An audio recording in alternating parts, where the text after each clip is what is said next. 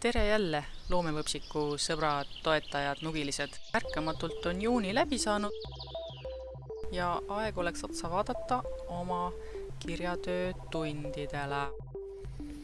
Pilt on kaunis mannetu, kogu juuni saak mahub ühele leheküljele ära.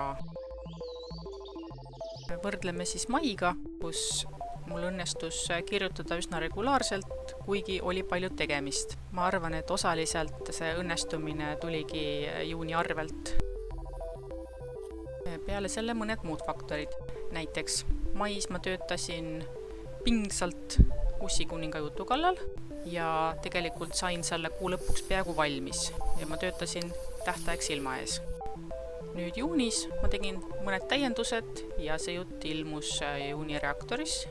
Kuna üks asi sai valmis, siis see tähendab alati ümberhäälestumist, käiguvahetust, ühelt ülesandelt teisele kohandumist, millega kaasneb selline tegevusetus. Vahepeal peab igav hakkama. Esimesel nädalal natuke sai kirjutatud, reaktori asju sai putitatud ja siis tuleb kohe paus sisse. Siin oli riigikaitselaager, kus ma käisin süüa tegemas.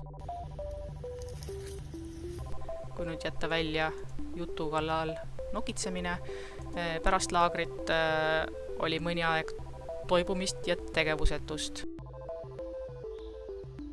Ja siin, ma olen selle isegi kirjatööna kirja pannud, toimus siis kohaliku külapäeva korraldamine, mille jaoks oli ka nipet-näpet vaja kirjutada. Aga muu korraldus on selline mitteloominguline, mis võttis niisama aega. Siis põhiliselt tulevad töötunnid juba reaktorist. Ja vahel on jäänud jaani ja jätkupäevad, mis ajal ma sõitsin hoopiski kodust ära.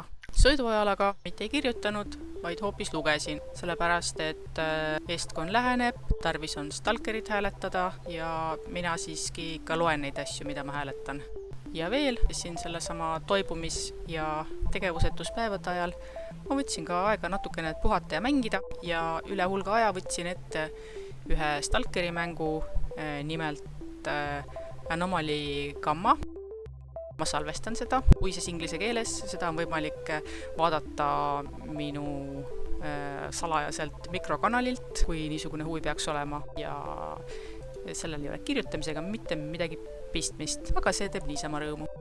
Vaatame veel korraks endale seatud eesmärke, siis see jutt, mis oli peaaegu valmis, see sai veel rohkem valmis ja ilmus ära. Mortalise jutu käsikiri ka nihkus natukene edasi, seal on ka nüüdseks üks peatükk jällegi purgis. Küll aga ei jõudnud ma nende eesmärkideni, kuigi kui kerime juba juulisse, siis Siidmaaga on samuti töö pihta hakanud. Niisiis, pigem puhkuse juuni ja hüvasti jätuks väike kohustuslik reklaamjutt. Kui on tahtmine, siis vaata videomängukanalit, kui julged. Samuti on võimalik loomevõpsiku ja minu tegemisi toetada väikese kohvi tipiga, mis on täiesti vabatahtlik ja käib tingimusteta, ehk siis tervised ei saa, tellimustöid ei tee, kintsu ei näita, ütlen aitäh ja lasen omal viisil edasi. Tšau!